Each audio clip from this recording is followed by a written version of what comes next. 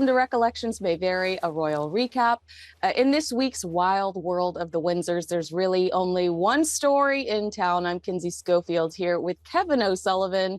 You watch us together on his talk program, The Political Asylum with Kevin O'Sullivan. So double the trouble, double the fun. Hi, Kevin. We've had a wild week already, and it's just, I mean, it's like Wednesday. An extraordinary week. Out of the blue yesterday, Monday, we suddenly got this completely unexpected video from Kate with her cancer update and a kind of rather moving film of her and William and the kids all frolicking in the countryside. Something slightly strange about it, but it was quite a moving film and certainly quite a development on the royal front. And then incredibly, as if by clockwork, just hours later, Harry effectively announces, hey, my Polo series, it's coming out in December. I mean, you know, this may be Netflix, this may be unfortunate timing, just a coincidence, but given the track record of Harry and Meghan, you know, never allowing a royal announcement in Britain to happen without trying to crash in on the act, you can't help thinking that somehow or other Harry's people thought, right, let's not have Kate all the limelight. Unbelievable, unbelievable. You know, I mean, I do think it was a coincidence because I looked at the breakdown on Twitter, and it just seemed like it was a vomit of what things were coming up in the next few months on their Twitter feed. However, we know that these people at Netflix are paid a lot of money, whether it's a publicist, whether it's the marketing department, whether it's the social media manager.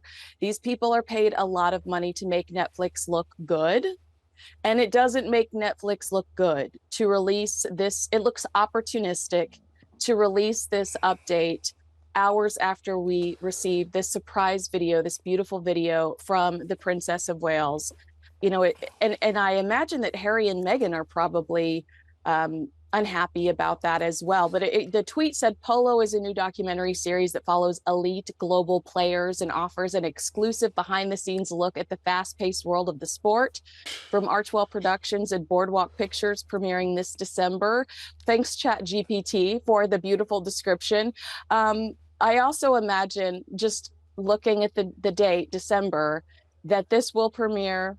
It'll drop around the same time of Catherine's Christmas Carol concert. What do you think the odds are there that that's when we'll get the Polo show, right? When Catherine is, you know, coming in with the Christmas spirit.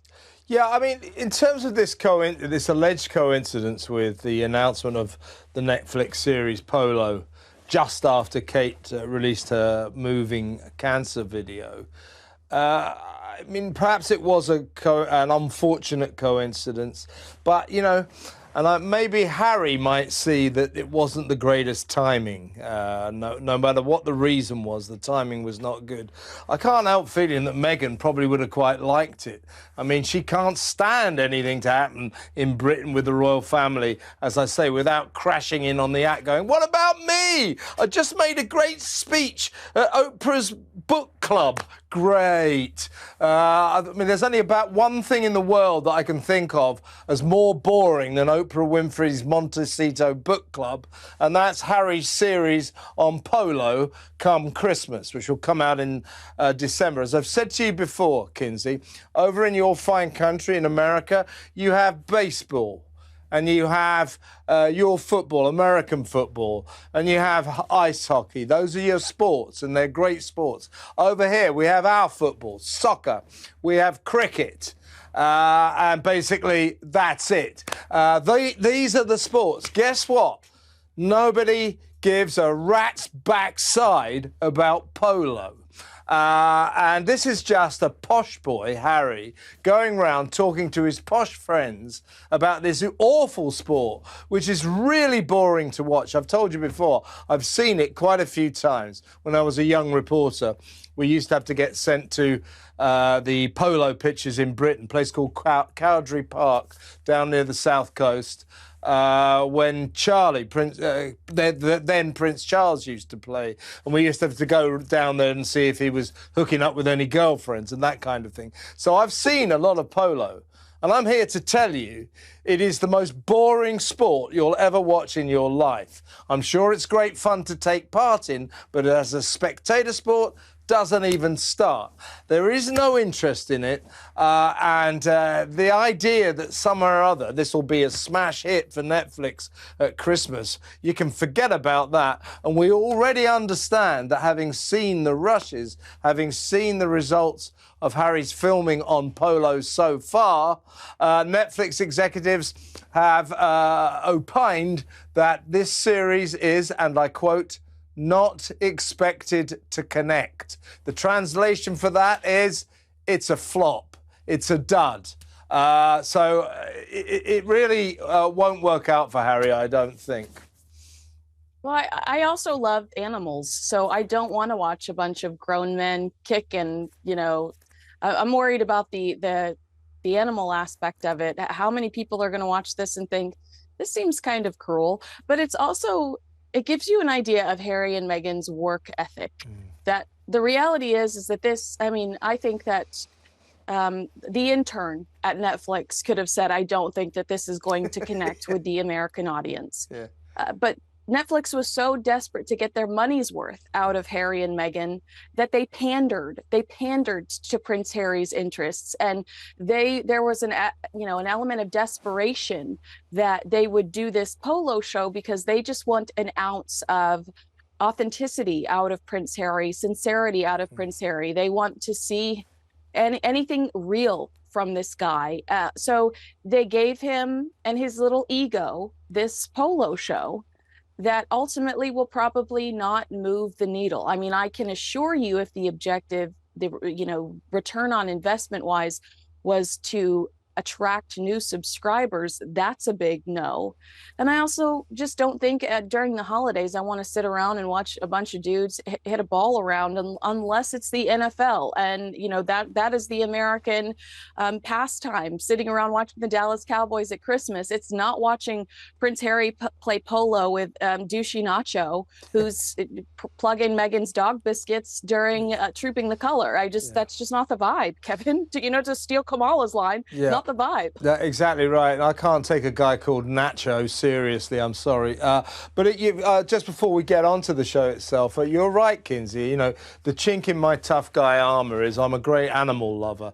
And polo is a terribly cruel sport. It's small horses, obviously, so that the guys on top of them can get down to hit the ball with their mallets.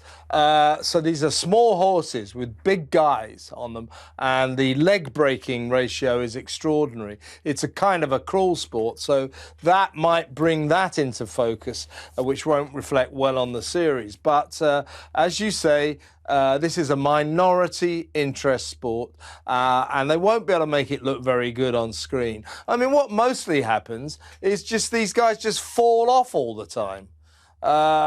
It's just like that would explain a lot of Prince Harry's decisions over the last 4 years. Head injury. Yeah, that's right. He's a great polo player. The trouble is he never wore a helmet. Yes. But you're right. I think that Harry has a problem in terms of his work ethic. I mean, members of the royal family, some of them work very hard in their own way. They get up in the morning and they go and open a few libraries and they cut ribbons and they meet people. That is work, and someone like Princess Anne and the King, they really put their heart and soul into it. So they do work hard. Harry was never a massive hard worker. William didn't used to be. William used to be the laziest of the lot, but now he works very, very hard. But Harry is a classic privileged little public school boy with a load of family money that has never really had to do a job. Any job he's ever done is like a hobby. I don't in any way want to deride his military duty when he was in Afghanistan, but he didn't have to do it. He doesn't have to earn a living. And so his approach to this massive deal that they got from Netflix, the £100 million deal, was, or $100 million deal, was basically very laissez-faire, laid back. Oh, you know, oh, well, I'll take part in this documentary where we're going to piss all over the royal family and call everyone in Britain racist. So I'll contribute to that. What else are you going to do, Harry?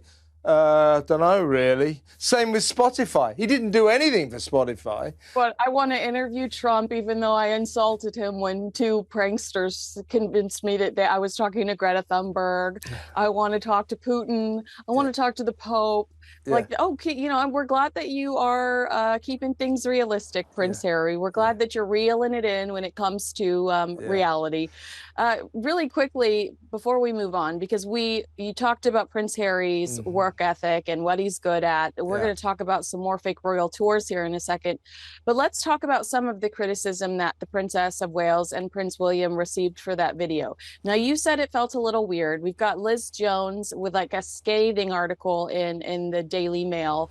I want to ask you, was that your initial reaction, or was your initial reaction, oh, I'm so glad she's okay, like this is pretty, what beautiful choice of words? Was your initial reaction, this is weird, or did it take time to set in and you felt like it was a little bit strange? I thought it was I mean, first of all, I was kind of shocked, you know, because we've never seen anything like this from the royal family. So I was shocked by its unusualness. I thought it was pretty moving, actually. I mean, it deliberately set out to press all the buttons, you know, soft soap, soft screen footage, frolicking in the country. As Liz Jones said, it felt like it wasn't 2024. It felt like it was something out of the Second World War, the end of an Enid Blyton novel or something like that. It was a very romanticised version of their royal life, if you like. So, I mean, I liked it, as I said to you on my show. I mean, it did actually bring a bit of a tear to the eye. And then you start thinking, well, what's going on here? Why have they done this? Why is it so soft soapy? Why is it so romanticised? I mean, she was giving a serious message. And we mustn't, you know, all the papers today in Britain and the television, and they're all going, oh, she's cured, she's better, isn't that great news? That was very much the message she wasn't trying to deliver. She said, I've finished my chemotherapy, now I'm going to try to live cancer-free. What she was saying to us was, I've still got a long way to go. I am not well yet. It was a progress report, not a report from a destination. You know, she's still on that journey. But I mean, there was something quite melancholy about it as well that I found a bit strange. But you know, but I wouldn't want to decry it. I mean, what I like about it is this is an effort by young members of the royal family attempting to communicate with the people, you know, their subjects, if you like, people like me, maybe not people like me, but the people of Britain, in a new, modern kind of way. And I appreciated that. And I think maybe the reason that I'm saying it all felt a bit strange and Liz Jones is really down on it was because we're not used to this. And it's very easy to just say, oh, you know, this is rubbish. It's all corny and soft soapy and saccharine and too sweet and all that. Easy to say that. And there are elements of that, I've got to tell you. But I think we should applaud it as a young couple who are the future of the royal family, exploring ways of communicating with the people, new and modern ways of communicating with the people, and trying to tell us the story. Not trying, because in always the royal family have tried to keep secrets, and particularly when they've kept secrets about their health, it has backfired on them. So she's not making any announcement, a big time announcement here, except my struggle continues, but she's keeping us in the picture. So strange, odd, I was a bit shocked by it, but in the end, I think we have to applaud it. Yeah, I mean, I felt like Liz Jones was kind of I think I can say this on YouTube, I felt like she was kind of an asshole. Like, to say that... That's the word I was looking for. to say that the Princess of Wales should tell us exactly what she's dealing with. No, I mean, she should be able to have, so there should be able, until she's ready, she should be able to keep that close to her Yeah. chest. You know, I really believe that the Princess of Wales was scared. And it was a terrible time in their lives. We all don't get happy endings. And I do want to live vicariously through the people that do have happy endings. That's uplifting. It gives us hope. It allows us to look forward to the future. And then the kind of scathing comment about the portrait of our next king was off. How can we take William seriously, having seen his bare legs wrapped around his wife? I mean, we saw so much of Prince Charles on the beach shirtless with like 30 girls around him. I mean, I would much rather see a man wrapped around his wife than a young prince who's surrounded by women half naked on the beach. I don't know about you, but I guess what I'm trying to say is I've seen worse. I've seen toes in Fergie's mouth. I've seen worse, I guess is what I'm trying to say. Yeah, look, Liz Jones, when she criticised this film, was being an idiot, frankly. I mean, she's saying, oh, look, this isn't realistic, you know, kids frolicking in the car. They'd be on their phones. And then they go, they said, oh, Kate's hair wouldn't have been perfect like that. Well, hang on a second. When you're filmed, particularly if you remember the royal family, you're not going to sort of go on with your hair like a haystack and your kids on their iPhones mucking around, are you? Of course you're going to do that. And in terms of William frolicking with his wife and his kids, what's wrong with that? It's just showing us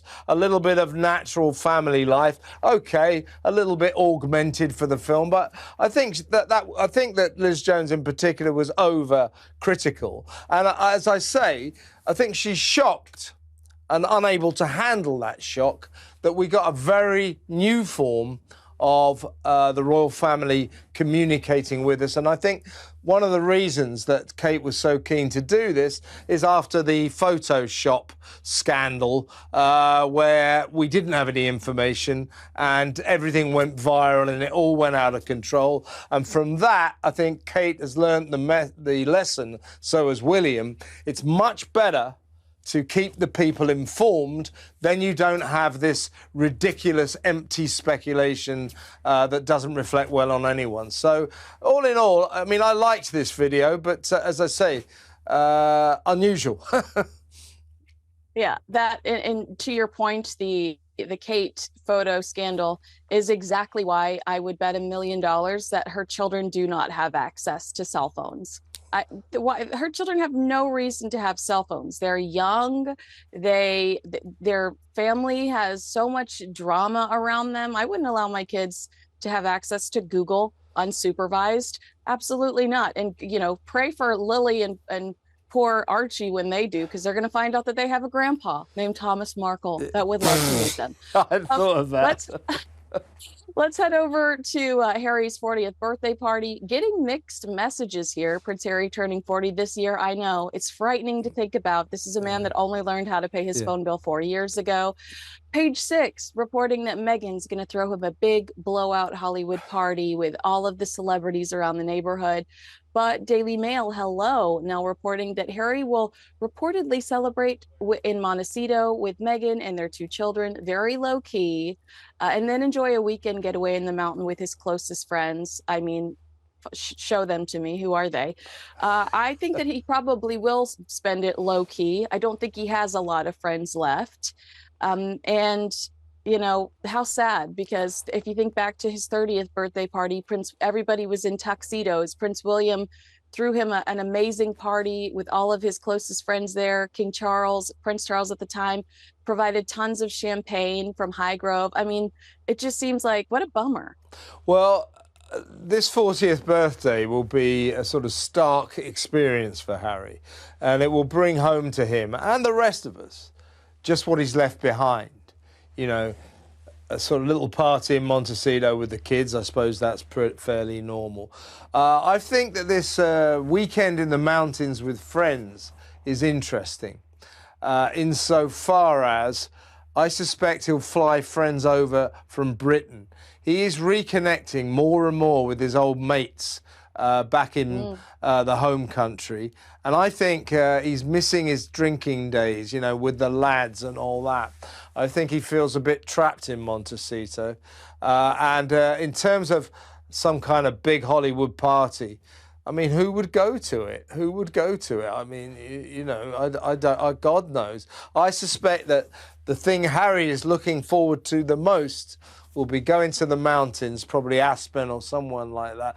He's no doubt rented some amazing cabin up in the hills, and I bet you he's got some of his old friends flying in from Britain, and he'll have the whale of his time. He'll drink a lot.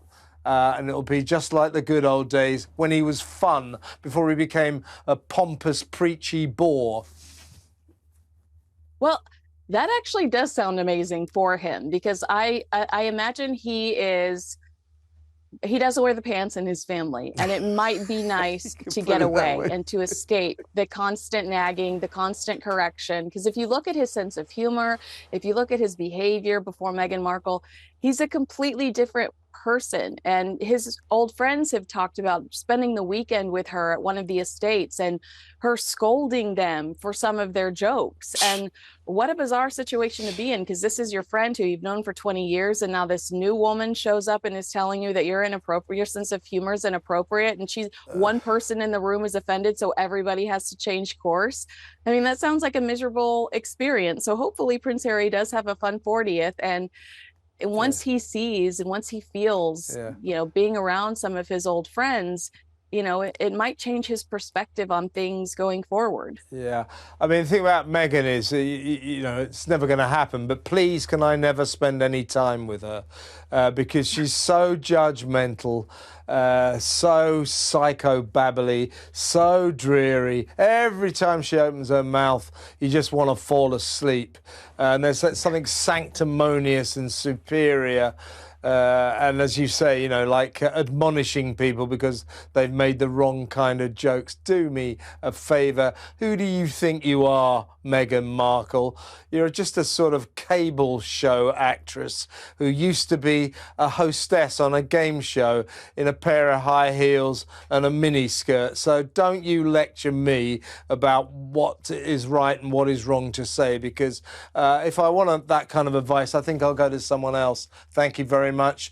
Deal or no deal, Meghan? What do you reckon? Oh, mic drop. There's the mic drop right there. Kevin, let's really quickly brush through this last story. Your reaction that the Duke and Duchess of Sussex perhaps headed to Botswana for another one of these fake royal tours.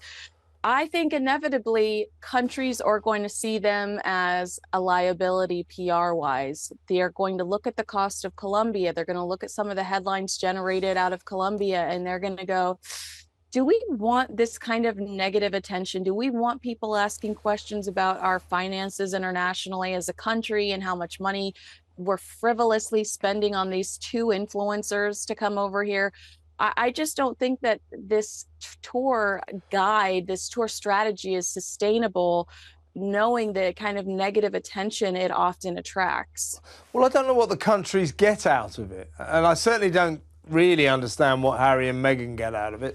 They get a few cheap photos that appear in the papers, and then everybody laughs at them. Go, what are you doing in Colombia? Why are you playing those drums? Why are you watching tribal dances? Why are you talking to local dignitaries? What's all this for? As I've said to you before, Kinsey, you know, when King Charles or Princess Anne or Edward or William and Kate, when they go on a royal tour, there's a reason.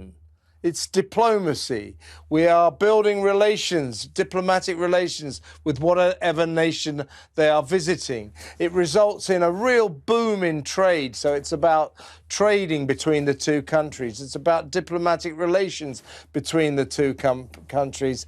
It serves a serious purpose. Royal tours aren't just plucked out of the ether. They are planned for years. There's a reason for them. There is absolutely no reason whatsoever for Harry and Meghan to go to Nigeria and then Colombia and now Botswana, we're hearing. No reason at all. When they're in Colombia, right, they trolled on about some nonsense about, oh, we're going to, you know, talk to the local people in Colombia about online harm, you know, their big cause célèbre. You know, okay, fine in America. In Colombia, do you know what the average person survives on? About $2 a day. They can't afford phones, cell phones. They can't afford mobile tablets. They can't afford laptops. And you've got these two privileged idiots from California going, oh, online harm. And they're going, we can't afford phones. You see what I mean? So that they can come up with reasons. They couldn't go over there with an anti-drug message because Spare is basically a love letter to opioids or whatever, a love letter to marijuana. Like, I should not say opioids because I don't think he says anything about the opioids. But cocaine he goes on about. So that raised a few questions about why he was heading to Colombia. I'm sure that drugs were not involved, but a few jokes were made. As I say, all these tours will do for Harry and Meghan. They'll get a few pictures in the paper, you know, watching tribal dances, playing drums, all that nonsense. And then everyone will laugh at them and go, what are they doing? Why are they doing this? You know why Harry's doing it? It's all he knows how to do. It's all he's ever done. Yeah. Go on tours. It's just absurd. They've got to, both of them have got to find more meaning in their lives. And then to have the vice president say, I invited you here because I watched your reality show, like that doesn't help your cause. I'm sure Meghan loved it, but it doesn't help your cause. It doesn't give you any credibility. Yeah. I mean, and also when they went to Colombia, we hear that the security bill was $3 million.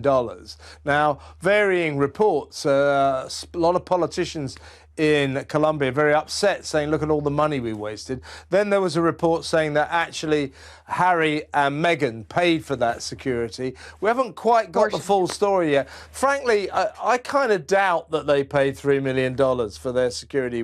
So that's the other aspect of it. When they go over, all they do really is cause problems for the host country.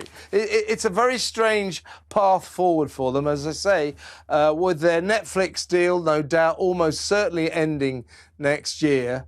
No Spotify deal. Those two have got to find themselves a more meaningful purpose in life than pitching up in countries and playing drums with local tribesmen. And making jam. And make a jam. Well, that's very meaningful, of course. God love her. All right. Do you think Prince Harry is headed to Botswana next? Hold on. I'll start that over again. 3, 2, 1. All right. Do you think Prince Harry is headed to Botswana next? Let us know in the comments below. Do you agree with us? Do you disagree with us? We're open to your comments. Let us know. And make sure you like, subscribe, follow. Thanks so much for watching. Kevin, you've been a delight. You too, Kinsey, always, anytime.